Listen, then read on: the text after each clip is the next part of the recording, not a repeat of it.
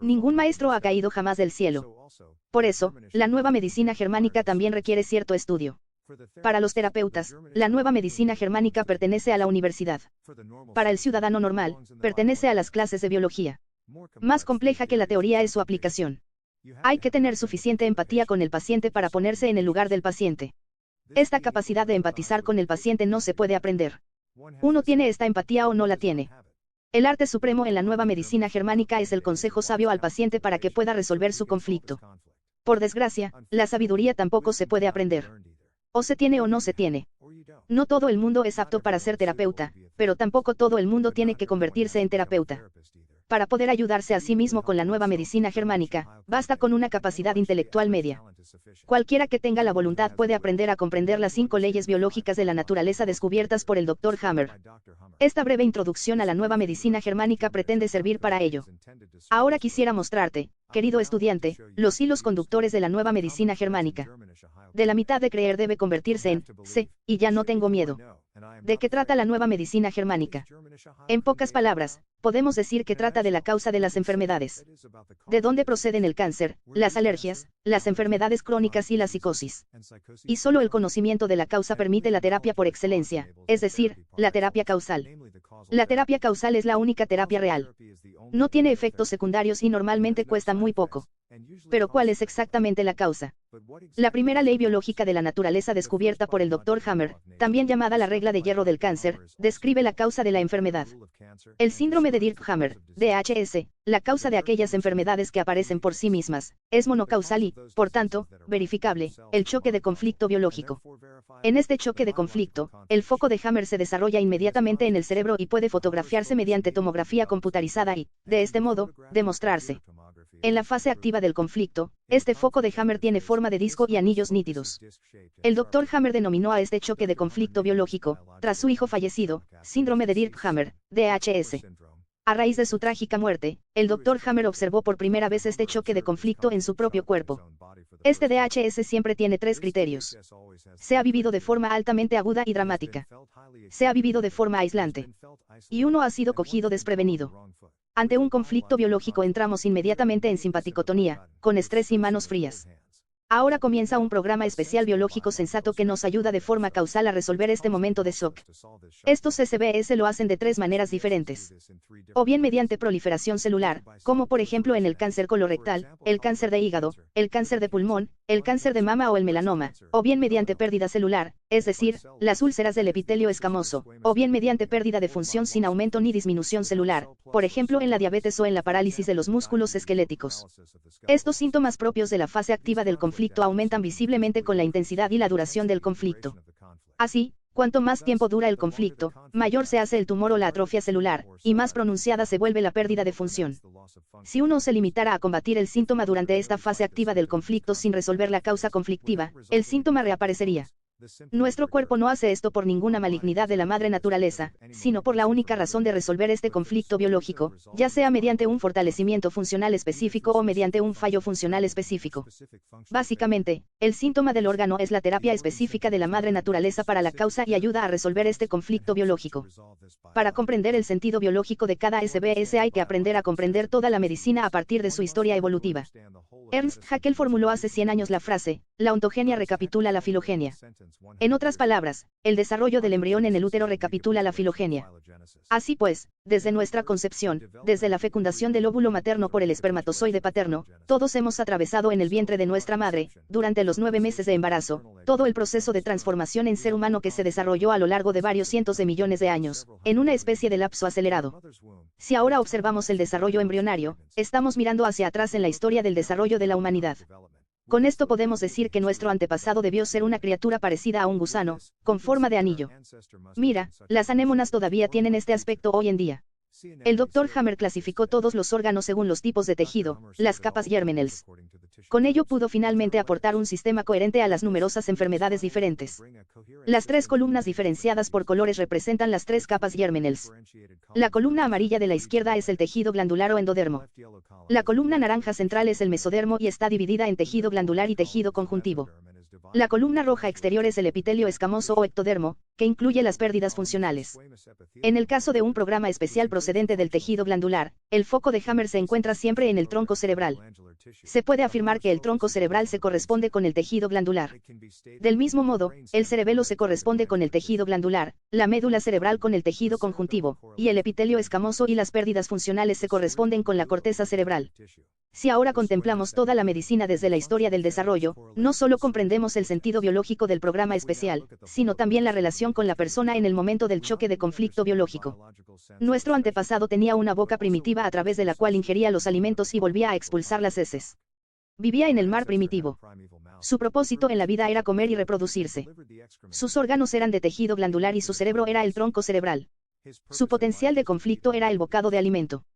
Si era demasiado lento para atrapar el bocado de alimento, tenía el foco de Hammer en el tronco cerebral, en el relé de la glándula tiroides.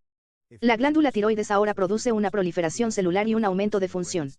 Según la tercera ley biológica de la naturaleza, se producen más hormonas tiroideas y, por tanto, se presenta una hiperfunción tiroidea. Con la enfermedad de Graves, sin embargo, el pequeño animal también se vuelve más rápido en términos reales y, por tanto, puede resolver la causa, haber sido demasiado lento.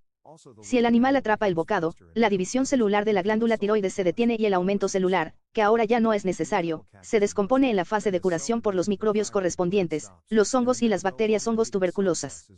Supongamos que el pequeño animal se traga un bocado que ahora queda atravesado en el intestino y es imposible de digerir. En ese caso, el foco de Hammer también se encuentra en el tronco cerebral, en el relé de las células de las vellosidades intestinales. Un poco más hacia la boca, las vellosidades intestinales se multiplican y se desarrolla un cáncer intestinal en forma de coliflor, que produce litros de jugos digestivos para poder digerir este bocado atascado. Sin embargo, si este bocado finalmente consigue pasar, la división celular de las vellosidades intestinales se detiene. En la fase de curación, el cáncer intestinal, que ahora ya no es necesario, es descompuesto tuberculosamente por los hongos y las bacterias hongos. Lo que todavía tenemos que aprender a comprender aquí es que la madre naturaleza establece asociaciones. Para el pequeño animal, normalmente se trata del bocado real de alimento. Para nosotros, los seres humanos de hoy, este bocado bien puede ser el dinero o la casa que uno quisiera tomar pero no puede, o el problema indigerible con la suegra que se queda en el estómago. Lo que todavía tenemos que aprender a comprender aquí es que la madre naturaleza establece asociaciones. Para el pequeño animal, normalmente se trata del bocado real de alimento. Para nosotros, los seres humanos de hoy, este bocado también puede ser el dinero o la casa que uno quisiera tomar y no puede, o el problema indigerible con la suegra que se queda en el estómago. Así pues, en el caso del tejido glandular siempre tenemos proliferación celular en la fase activa y, por tanto, un aumento de función. Por ello, el sentido biológico se encuentra inmediatamente en la fase activa del conflicto, mediante un aumento de los jugos digestivos para digerir mejor o absorber mejor el bocado, o mediante un aumento de la mucosidad para que el bocado pueda deslizarse mejor hacia adentro o hacia afuera. Si ahora simplemente extirpas el cáncer de colon pero no resuelves el conflicto del bocado, entonces el síntoma del cáncer de colon regresa. La madre naturaleza quiere resolver la causa con esto. El cambio de paradigma en medicina es ahora, en que debe centrarse la terapia. En el síntoma, como antes, o en la causa. Por supuesto, tenemos que abordar la causa, es decir, el conflicto. En la fase de curación siempre tenemos una tuberculosis, una degradación necrotizante en el tejido glandular causada por los hongos y las bacterias hongos. Al igual que una manzana que se pudre y se descompone, hemos heredado todo de nuestros antepasados, su aparato digestivo y también el cerebro. Por ello, el tronco cerebral es hoy nuestra parte más antigua del cerebro. Nuestros antepasados abandonaron el mar y conquistaron la tierra. Necesitaba órganos adicionales, las pieles internas, para protegerse de las piedras afiladas. Necesitaba una unidad de control adicional para estos órganos adicionales y hubo que añadir el cerebelo. El contenido de conflicto asociado aquí es la violación de la integridad, como los conflictos de ataque, desfiguración o mancillamiento. Por ejemplo, si escupes en la cara de alguien, puede sentirse mancillado precisamente en el lugar del impacto. El foco de Hammer se encuentra en el cerebelo, en el relé de la dermis. Según la tercera ley biológica de la naturaleza, a partir de ahora la dermis produce proliferación celular. Está haciendo que la pared hacia el exterior sea más gruesa. Se desarrolla un melanoma que se hace cada vez más grande hasta que uno puede resolver este mancillamiento. Por tanto, el melanoma es el sentido biológico. Con la solución de este mancillamiento, el melanoma se detiene y, en la fase de curación, es descompuesto por los microbios responsables. También comienza a sangrar y a supurar. También comienza a apestar, como toda fase de curación tuberculosa huele a carne podrida. Al final de la fase de curación, el melanoma ha desaparecido y ya no es diagnosticable mediante la medicina convencional. Con el cerebelo, la madre naturaleza también programó en nuestros antepasados el primer comportamiento social.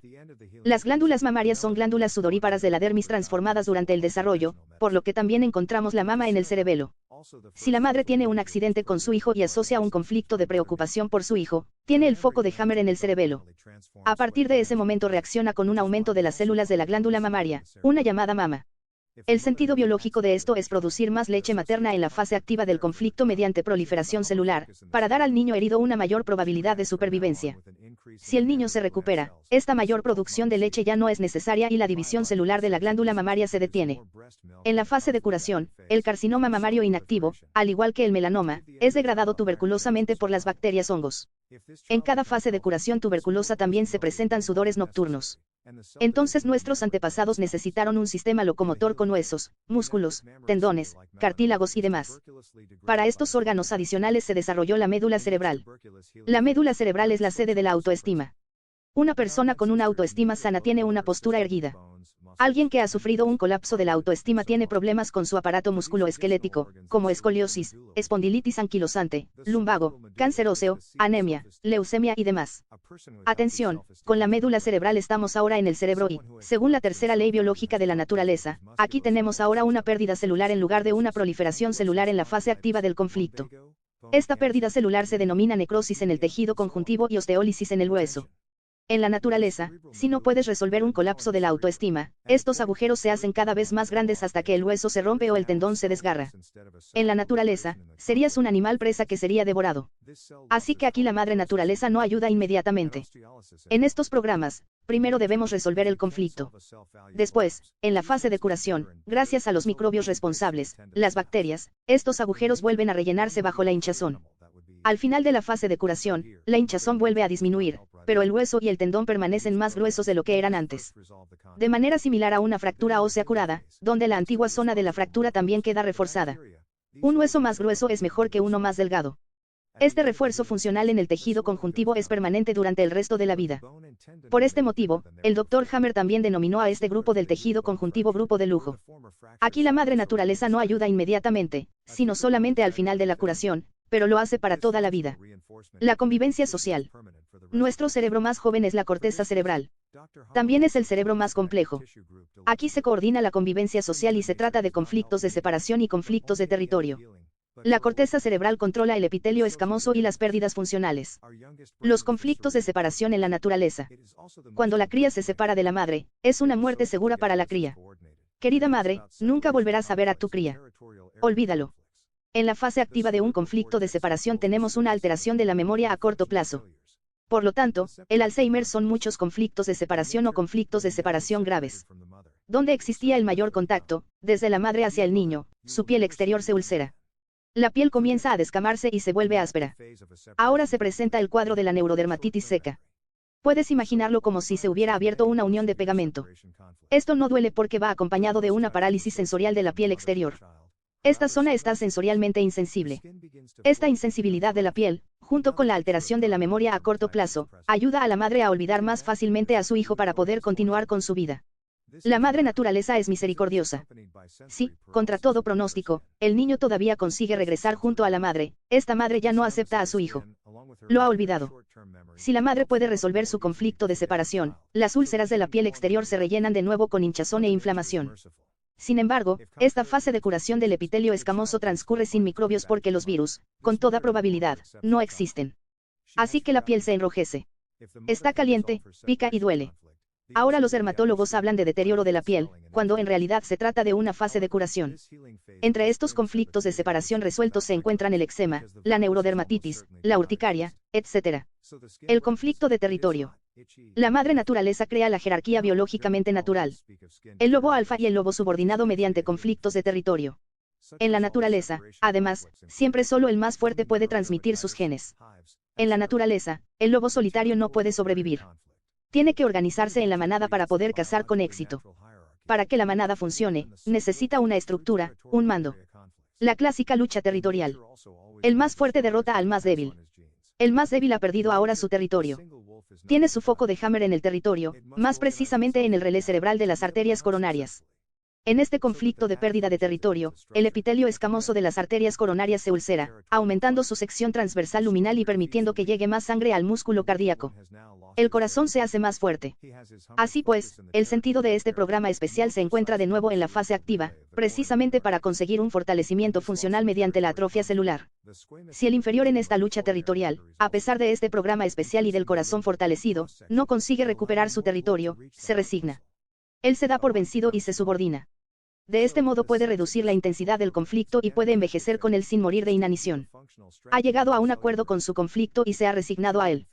Así permanece en un llamado proceso de conflicto activo pendiente y, con ello, acumula continuamente carga de conflicto.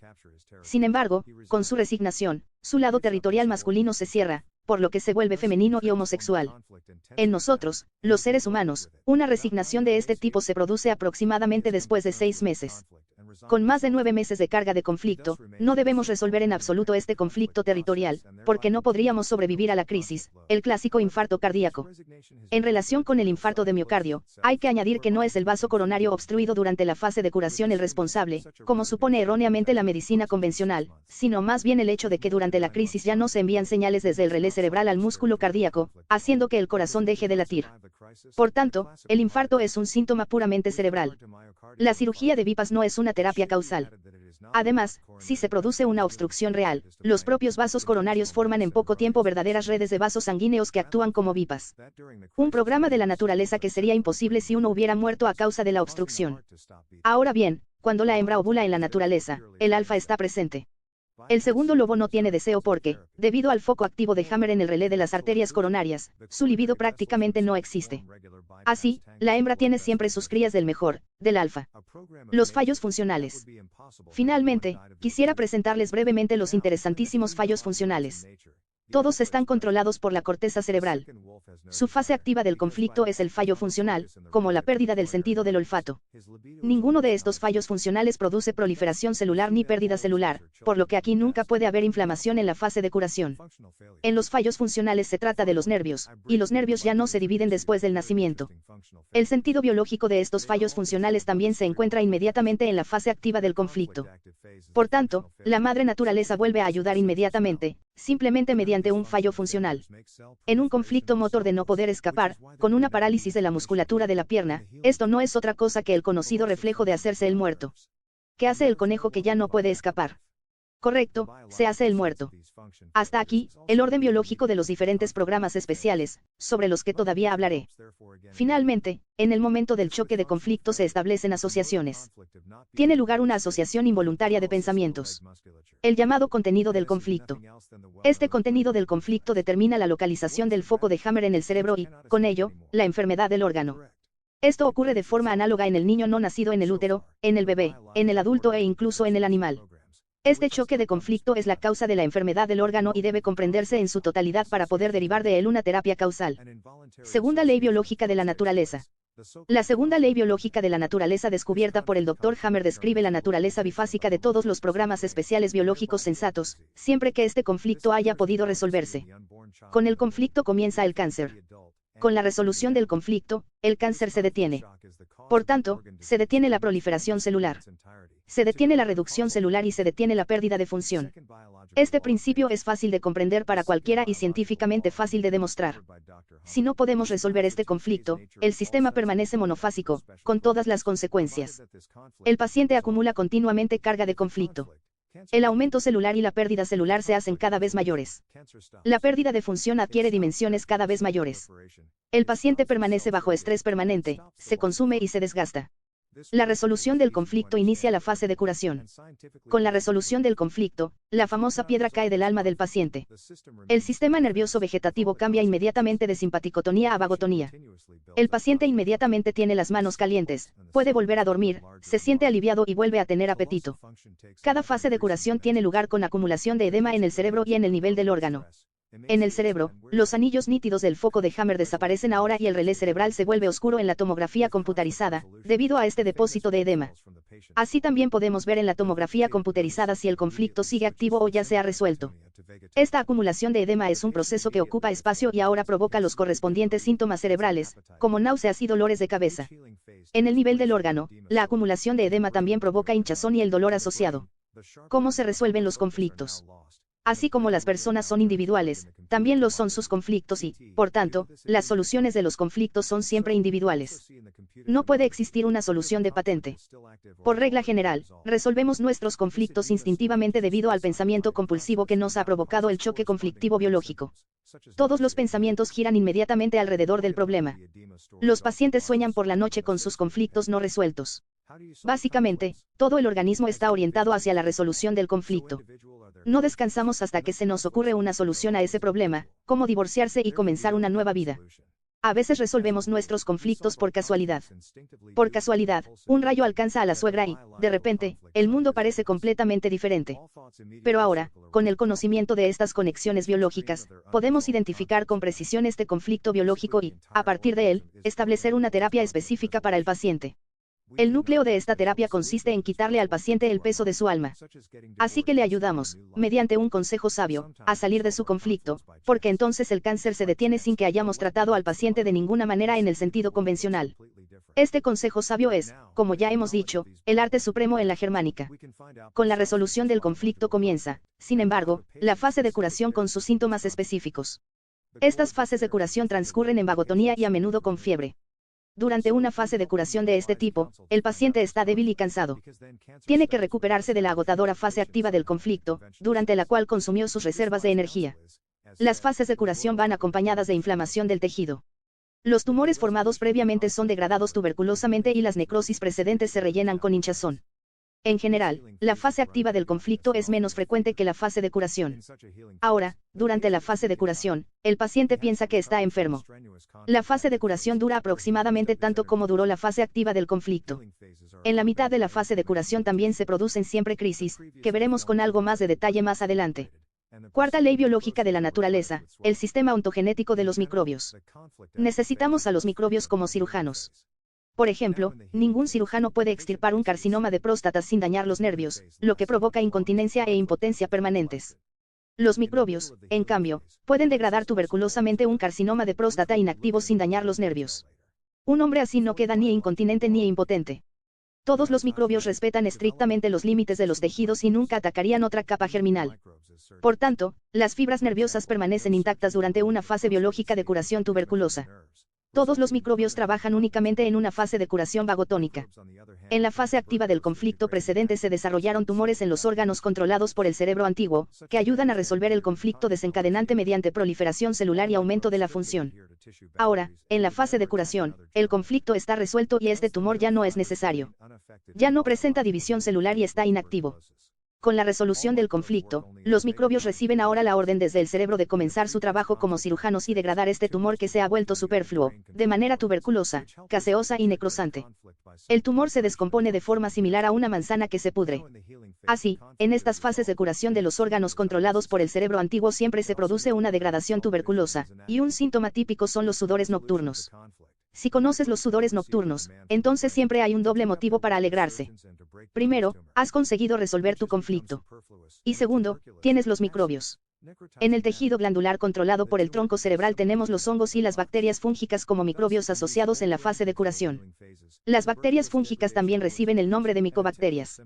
En el tejido glandular del cerebelo, los microbios asociados son las bacterias fúngicas. Por tanto, los hongos y las bacterias fúngicas degradan el tejido innecesario. En el caso del tejido conjuntivo controlado por la médula cerebral, los microbios asociados son las bacterias. Las bacterias ayudan a rellenar las necrosis y las osteólisis de la fase activa del conflicto precedente. Las úlceras del epitelio escamoso también se rellenan con hinchazón e inflamación, pero sin microbios. Los virus, con toda probabilidad, ni siquiera existen. Puesto que ningún microbio causa una fase de curación, sino que siempre trabaja únicamente durante una fase de curación, tampoco puede existir una infección. Supongamos que el Dr. Hammer tiene razón en sus afirmaciones de que el mal en nuestro organismo no existe en absoluto, que la infección no existe en absoluto y que las sustancias cancerígenas no existen en absoluto. No sería liberador. Perderíamos estos miedos infundados y podríamos avanzar por la vida con alivio.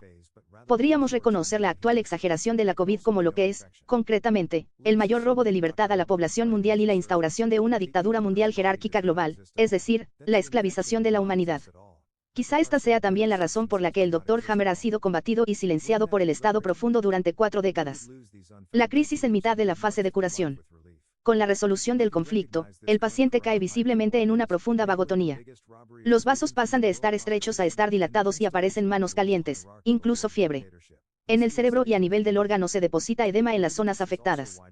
El paciente se encuentra en la llamada fase exudativa. Este almacenamiento de edema provoca hinchazón, que causa diversos síntomas, como presión intracraneal y dolor. El paciente se siente visiblemente más enfermo y, para detener esta caída en la vagotonía, la madre naturaleza ha incorporado la crisis. Las crisis son similares según la capa germinal. En realidad, las crisis son síntomas cerebrales. Existe la crisis del tronco cerebral, la crisis del cerebelo, la crisis de la médula cerebral y la crisis de la corteza cerebral. Todas las crisis son simpaticotónicas, con constricción de los vasos, extremidades frías y sudor frío. Durante la crisis, el paciente tirita y siente frío. Dependiendo de la carga del conflicto, esta crisis puede ser un segundo pico y no siempre tiene por qué notarse. Sin embargo, puede durar varios días, con una fase previa y una fase posterior. Las crisis más imponentes son las de la corteza cerebral. Además de los síntomas ya descritos, aquí tenemos la ausencia, la migraña, el coma hepático, la embolia pulmonar, el infarto de miocardio o la crisis epiléptica, entre otros. Todos los pacientes experimentan la propia crisis. El punto crítico, especialmente con grandes cargas de conflicto, siempre se encuentra después de la crisis. La crisis tiene la tarea de dirigir, por así decirlo, el timón de vuelta hacia la salud y, por lo tanto, no se debe suprimir una crisis simpaticotónica con sustancias vagotónicas. Al contrario, hay que reforzar la crisis, por ejemplo, con café. Si la crisis era demasiado débil o si la carga del conflicto era demasiado grande, entonces el paciente caía muerto después de la crisis. Si la crisis era suficientemente fuerte, el paciente conseguía volver, después de la crisis, a una salud vagotónica. En este punto, los antiguos médicos declaraban, el paciente ya ha superado la crisis. Por tanto, la crisis era esa montaña crítica. Así, con la resolución del conflicto, el paciente se siente cada vez peor debido a la retención de edema. Durante la crisis, los pacientes piensan que su cuerpo se está volviendo loco o incluso que van a morir. Con el comienzo de la crisis, el edema es expulsado y el paciente entra en una fase de gran diuresis. Tiene que ir al baño con una frecuencia extraordinaria. Después de la crisis, el relé cerebral y el órgano comienzan a cicatrizar. Ahora el paciente se encuentra en la fase de restitución cicatricial. A partir de ese momento, todo mejora cada vez más. Al final de la fase de curación, el paciente está prácticamente como nuevo. Los microbios han degradado los tumores y los agujeros han vuelto a rellenarse. Los déficits funcionales han desaparecido. Solo quedan cicatrices en el cerebro y a nivel del órgano, pero normalmente ya no causan molestias. El paciente vuelve a estar completamente sano.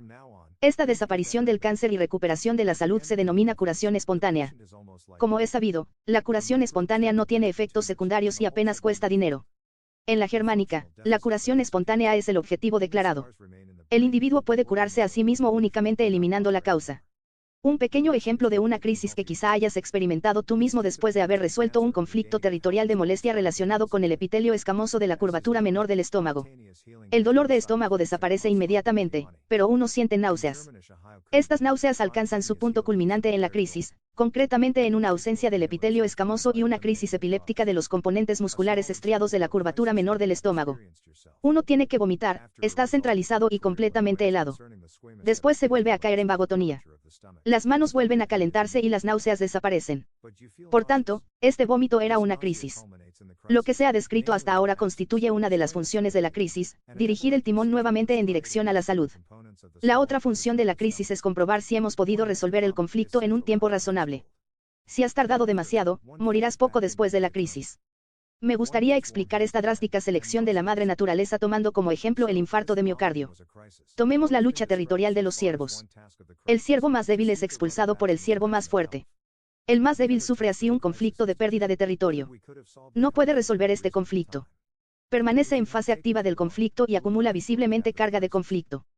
Si ahora el lobo mata al ciervo dominante, el ciervo que hasta entonces era inferior piensa, esto me viene muy bien. Puedo volver a ocupar el rebaño. Con ello, de hecho, también resuelve su conflicto de pérdida de territorio y entra en la fase de curación y en la crisis. Ahora la madre naturaleza comprueba la carga de conflicto acumulada hasta ese momento. Si ésta ha superado un límite crítico, en nosotros, los seres humanos, serían 9 meses para un conflicto de pérdida de territorio. Según la experiencia, la madre naturaleza dice, de manera significativa, has tardado demasiado en resolverlo.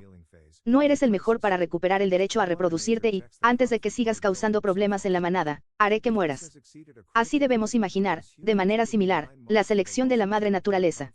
Ahora también existe la resolución errónea del conflicto.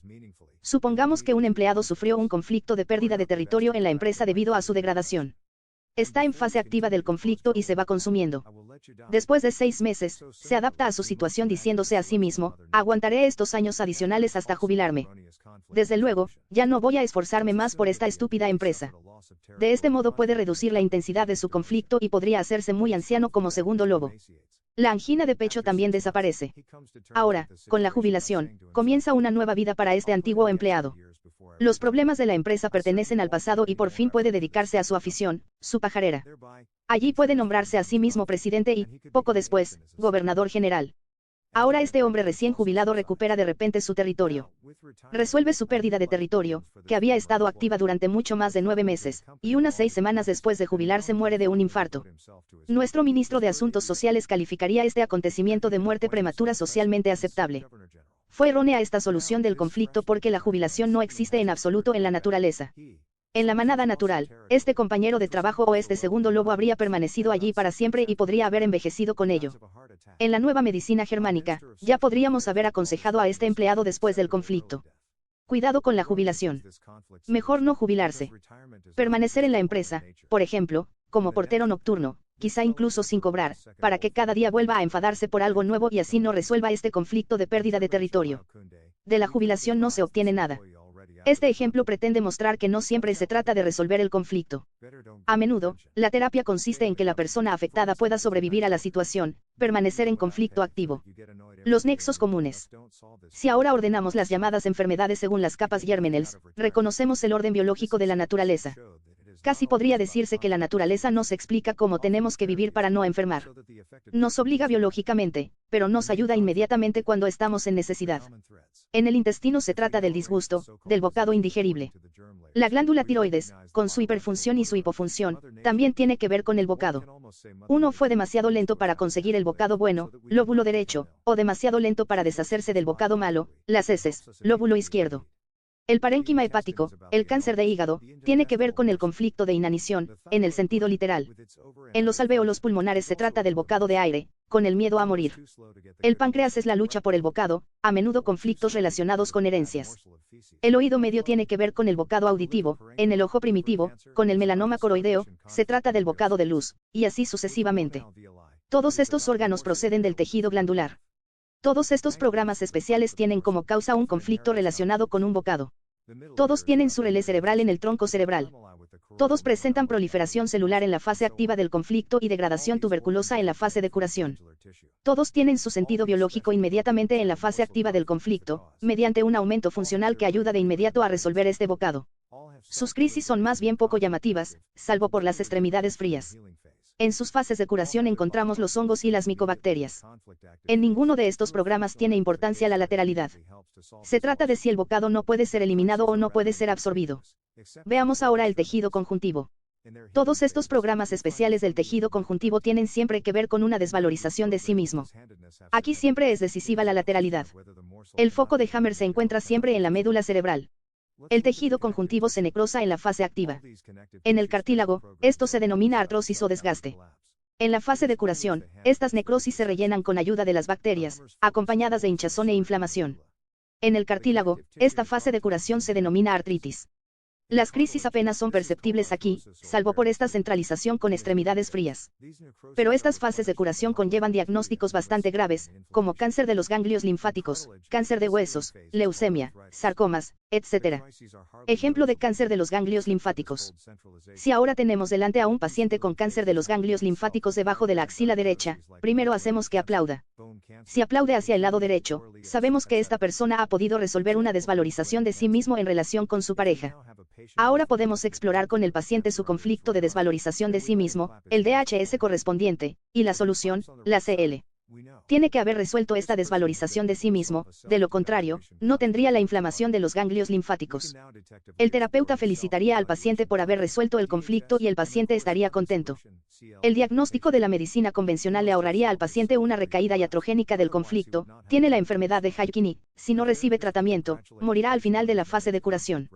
Esta inflamación de los ganglios linfáticos desaparecería.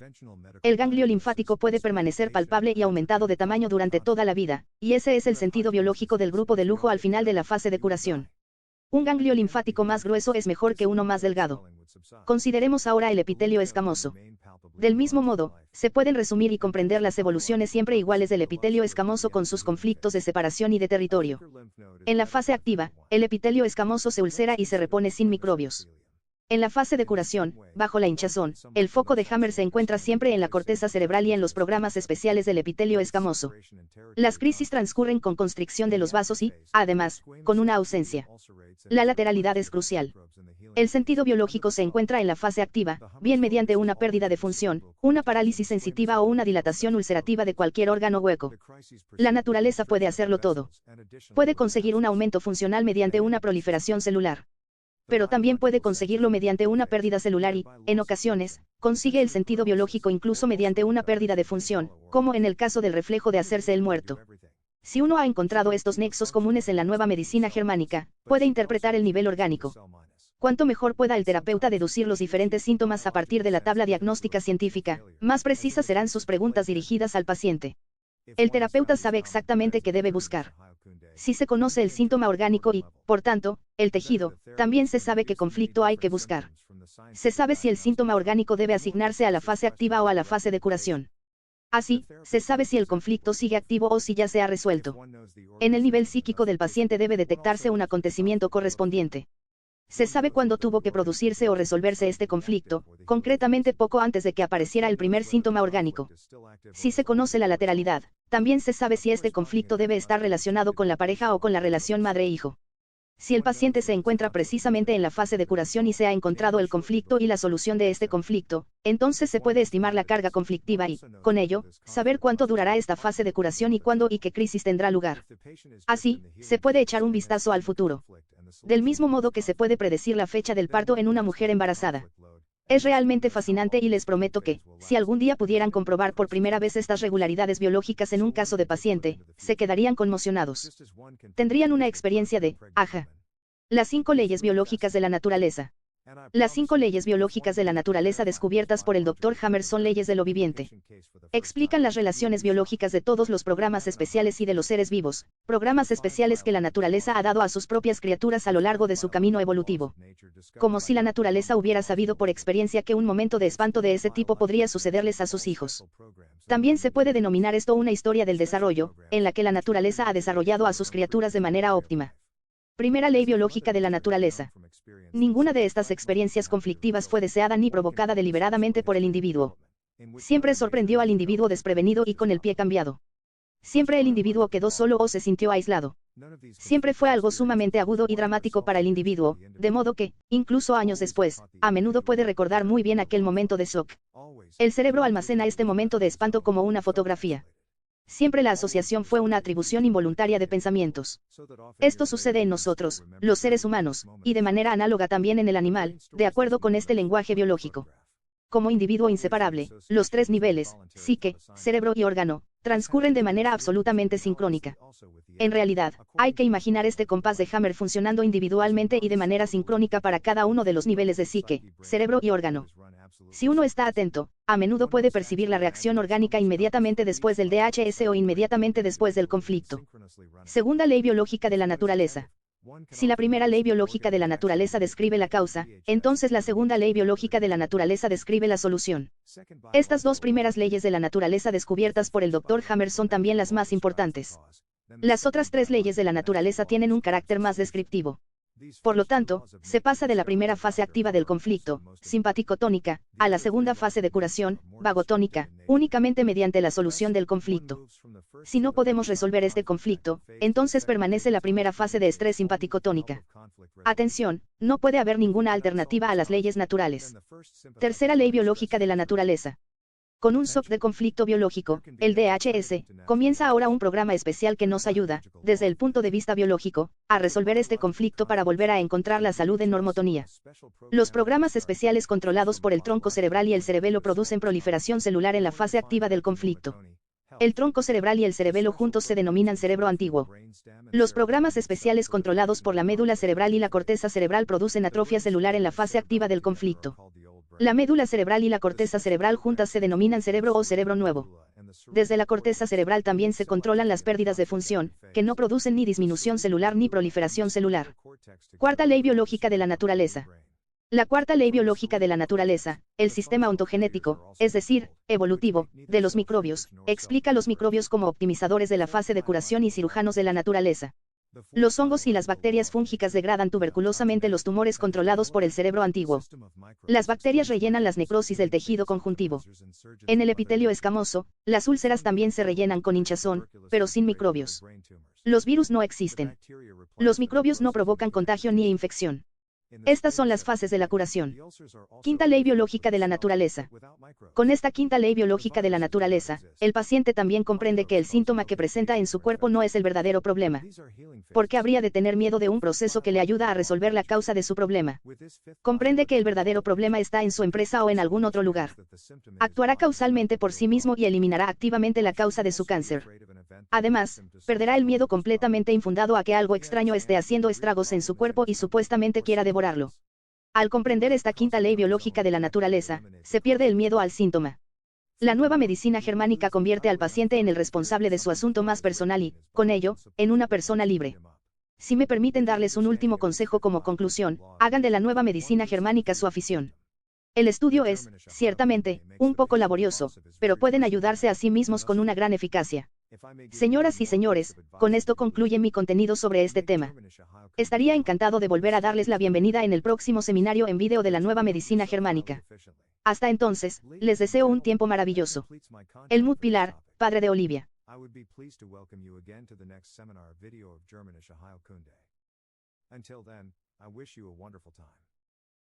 Pilhar, father of Olivia.